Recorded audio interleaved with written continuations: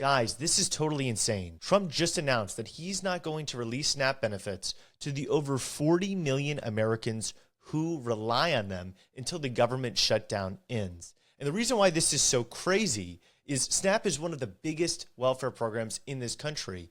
Tens of millions of American citizens rely on SNAP, and a court just ruled last week that Trump is legally required to release those SNAP benefits. So not only is Trump taking away food from 40 million people, but he's also doing it in direct violation of a court order, which is an extremely authoritarian move. It's also something that completely contradicts what the rest of the administration is saying. For instance, take a look at what Caroline Leavitt had to say about this situation just recently. The administration is fully complying with the court order. I just spoke to the president about it. The recipients of these SNAP benefits need to understand it's going to take some time to receive this money. As you can see here, Caroline's saying they're actually going to work on getting SNAP benefits out the door and they want to comply with the court order. Their original narrative was that they want to send out SNAP, but they can't. But now Trump's showing that they actually want to withhold SNAP benefits. They don't want to provide them to the tens of millions of Americans who rely on them because they want to use it as a political bargaining chip to force Democrats to work with them to reopen the government. But if it wasn't clear enough to you already that Republicans simply don't want Americans to get SNAP benefits, they want to use it as a political tool, take a look at this piece of legislation which Democrats introduced to try to keep SNAP benefits funded and Republicans blocked. Leading a very important bill that would restore the SNAP funding, and that bill, like the Hawley bill, as we could pass right now. The Democrats are playing games, so it would be a futile legislative effort for us to do this again repetitively in the House and send it over there so Chuck Schumer and the gang can play games and spike it.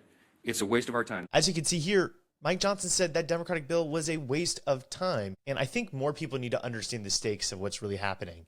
If the Republican budget plan that they've been trying to push and Democrats have blocked for the past 35 days, if that plan goes through, America's healthcare premiums are going to go through the roof. And why?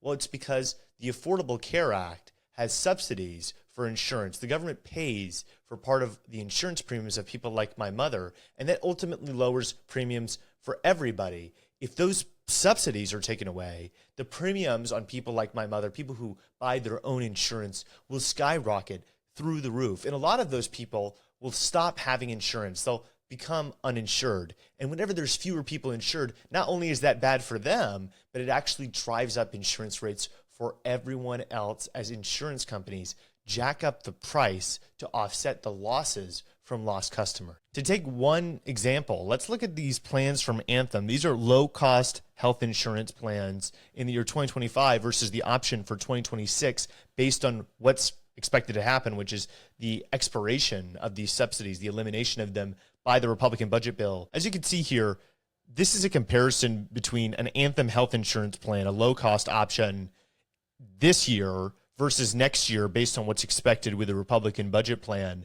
As you can see, premiums go for this family of four from $559 to $2,131. And for some Americans, the increase in cost will be even more extreme. That is what Republicans are fighting for and what Democrats are fighting against. And this is all happening in a time where Americans are feeling worse and worse about the economy. As you can see from this poll from CNN, the vast majority of Americans believe that our economic situation is poor.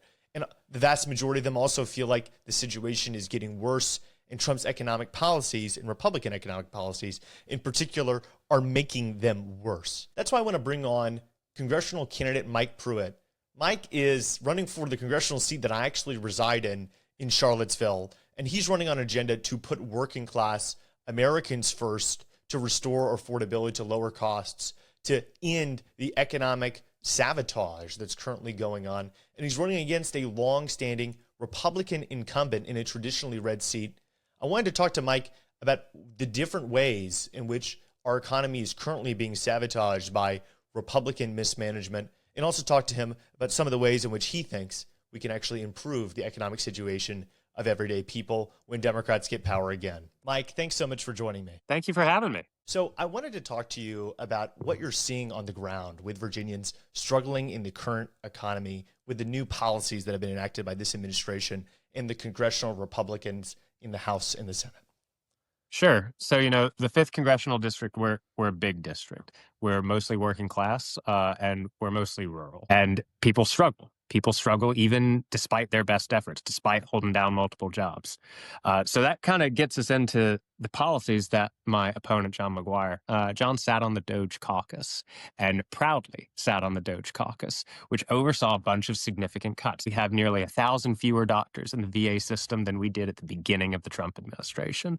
And that is because of folks like John McGuire going in there and specifically trying to do targeted cost cutting across the VA. That results in longer wait lines. I've talked to retired service members who have some serious issues that they need help with, who've gone through 4 care providers in the last year alone because they keep turning over because they just don't have the manpower at the VA care centers anymore to take care of people. My incumbent opponent has made it so that we have food pantries that are closing in the 5th district. And also, that has the knock-on effect of then hurting farmers who are trying to sell to these food pantries, that's their whole business.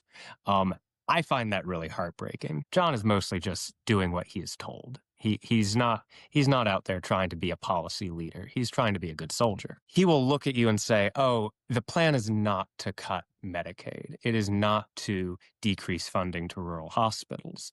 And then he will turn around and he will do just that. He will cut nearly $1 trillion from Medicaid. Yeah, and it seems like there's a lot of incumbent politicians around our country which ran on not supporting these kind of dramatic cuts that we're seeing to programs like Medicaid. You mentioned over $1 trillion from the big beautiful bill, but that's happening.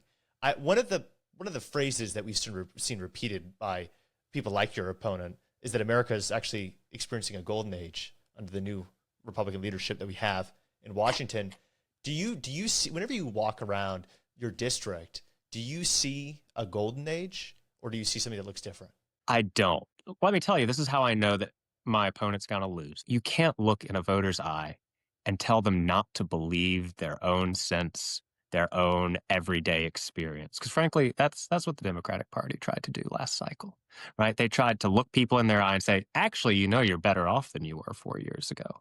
And we said that to people's eyes as they were sitting there struggling to put food on the table, as they were continuing to have a hard time holding down a high-paying job. We have in this country right now a higher level of economic inequality than we have seen in over 100 years, right? There is not a person alive in the 5th Congressional District, my district, who has seen the depth of inequality that we face right now. That was true before 2024 when my opponent was elected, and that's still true today. He can look in their face every day and say, "Oh, you're actually experiencing a golden age." But when my constituents, they get a new utility bill, a new gas bill, a new cell bill, and it's got a new fee on it that they didn't agree on, right? But they know damn well they're going to pay it at the end of the month. They don't feel like they're in a golden age, right? When their son or daughter, who's got a good job, mid-20s, when they want to build on a plot of land next door that they've always had so that their son or daughter could build on when they come of age, and they can't afford to do that build anymore, they don't feel like they're in a golden age. I think many Americans around the country feel the exact same way, which is one of the reasons why we see that Americans' views in the economy have deteriorated from maybe some initial optimism. Usually when there's a new president that comes into office, people think maybe something might change for the better. But it's becoming more negative over time because people aren't seeing the change they want to see. They're actually seeing higher prices, unemployment's up, inflation's up, investment in many critical areas. Like actually manufacturing is down. We've lost over 10,000 manufacturing jobs in the past 10 months. What are some policies that you champion that you think can actually make the economic situation better? A lot of Democrats are kind of responding to what Republicans did with Project 2025, and they say Democrats need Project 2029. I spoke to Pete Buttigieg recently, and he said that Democrats need to spend a little bit less time just attacking the Republicans and saying we're not them, and a little bit more time saying, hey, we actually support something else. I think we have to start with a real look at the tax code and make a tax system that is fair and just, that is not making working class people bear a significant burden, and is really making sure that the people who have gotten lucky, who have maybe through some hard work, but who are really living high on the hog in this country, are actually paying their fair share. I don't think that's true all the time in this country. And we certainly have a lot of creative loopholes and subsidies that they're able to exploit every single day. So on top of fixing the economic situation, we have to make a world that feels more fair. And so much of that is about how corporations and the powerful are able to just get away with things every day. That means being much more assertive and forward-leaning and modern in how we look at consumer protection, right? We have not significantly tried to expand our anti-monopoly enforcement in this country. We don't have a single guardrail on the AI industry right now, something that has its crosshairs set on this district to completely fill with data centers because they know the land is cheap and that local governments here are really desperate for the tax revenue. It is going to chew up all the farmland in this district. And for the privilege of it, it's going to put working class people out of jobs. I think that's serious. I think that's a bit of a crisis. And finally, I do just think, the district I represent is very rural and local communities can't spin their way out of the position they're in, right? If you are struggling because you don't have a serious property tax base in a local community, you can't do economic development. You can't attract business. You can hardly afford to attract basic services, police and firefighters. You can't offer them a competitive salary because you can't raise the taxes enough to pay for it because it's just not the base there. The federal government has an important role in making sure that communities like this are supported, right? It has an important role in making sure that they get the resources they need because they can't fund some of these basic services on their own. So just to summarize, that is streamlining the tax code, more anti-monopoly, pro-consumer protection, and funding for local communities. All those things are very important. I don't think people realize that we have about $1.8 trillion of special tax breaks, loopholes, deductions, and exemptions. The overwhelming majority of those go to the rich. You could deduct a private jet purchase, and as long as it's used over 50% of the time for business use. Come on, give me a break. Mike, thank you so much for coming on to explain what you've seen on the ground as a candidate in this seat. I know I'll be voting for you. And if anybody in the audience wants to support you, what should they do?